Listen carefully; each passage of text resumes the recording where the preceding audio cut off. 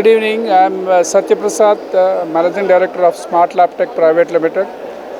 This Analytica Anacon Lab Expo has been in existence for the last 1 decade in an effective manner in Hyderabad.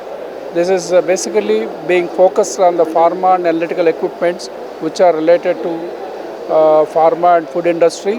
I think day by day, year by year, the presence of this Lab Expo is increasing, and this year also they have made some good arrangements. With respect to our products are concerned, we are basically into our laboratory analytical equipment related to all pharma companies and meeting the complete compliance of the pharma products and all. All the best to Analytica Anacon, and then we will participate in this show every year, and this is the major event.